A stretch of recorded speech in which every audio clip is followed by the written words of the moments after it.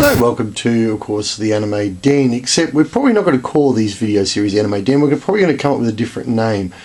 So if you can suggest a name in the comment section, please feel free to, because we're going to be just reviewing retro toys. Toys from the 80s and the 90s, the toys that we grew up and loved as we were growing up. So please feel free to comment on a potential name for this series. But we're going to kick things off with, of course, the 1983 Cobra F.A.N.G. F.A.N.G. standing for, of course, the fully armoured negotiator gyrocopter. Hasbro was, of course, very inventive when it came to names. Of course, it was available initially in 1983. It sold for a few dollars, and then 1986 to 1991 it was available as a mail away. So collect those G.I. Joe points, send them off to Hasbro Direct, and you got this in a baggie, which is actually how I got mine. And this is mine. This is actually my Cobra F.A.N.G. So I've had this a long time, and you know, with a bit of care and looking after it, and a few restoration points. I mean, this roll cage here has been restored a few times. It's a very soft plastic, and this one actually has been damaged. I've had to reglue it. It's a very soft, it's not a rubber, it's a very soft, very cheap plastic, and it breaks so often. You know, don't ever try and remove it because it just snaps. And I've had to do a few other refurbishing. The landing gear, again, very quickly to break. You know, there's a very weak spot, and we'll just take this bottom off so we can sort of see, you know, where the landing gear comes into, and it's actually, you can see that's where I fixed it there. Oh, you won't be able to, thankfully, black on black. Oh, I haven't fixed this one. Oops. I have got another one, but yeah, it tends to break through there. People put too much pressure, and of course, we'll go around the body first. So this has got a pretty certain, it's got most of its stickers on it. So obviously, as you have a look, it's a single seater. It has a nice little steering column. It has, of course, a nice little movable gun at the front, little laser pistol. Of course, the rotating propellers, which do sort of freely rotate. I mean, this thing is getting old. Obviously, your landing gear. You have two missiles on each side, which I put my hands in the way of, and they just peg in. There's a little peg just sitting sort of there, and you have to be, oh, get that one off as well. There's a couple of little pegs. There's actually a foot peg there for a Joe to stand on, or Cobra member.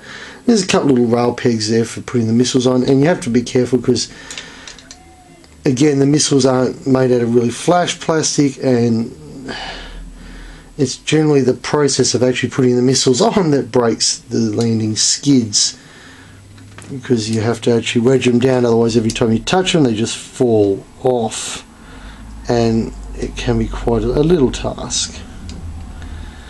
And we're going to spin it just quickly just to try and get it to, there we go. And of course, obviously we have a single piece tail. This is actually, the main body is a two-piece mould, so basically you have a part A, part B mould. Because you've got the nice little propeller at the back, which again freely spins. It's nothing too flash. This is a really basic entry-level vehicle, sort of something just to get the kids in. There is more complicated vehicles. I'm sure you can see in the background there's, of course, quite a lot of vehicles sitting there.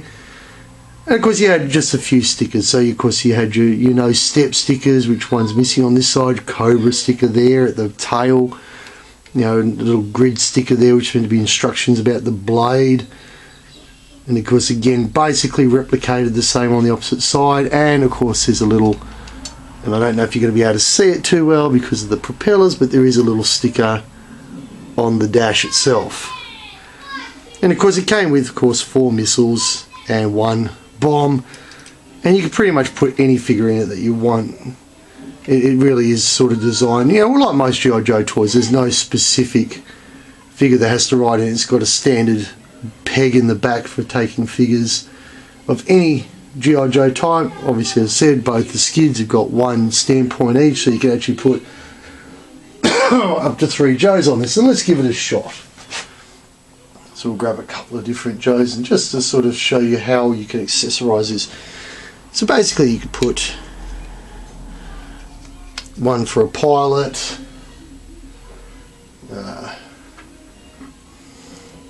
and then say 1, and it's always hard to find out which ones to grab, isn't it? And 1 to go on the skid. So you just put one that side, and one that side, and you would essentially have a kitted out helicopter. Of course, your blades won't spin because you're going to kill your partners or your other action figures. But, you know, as a kid flying around as a toy, this does look fairly spiffy.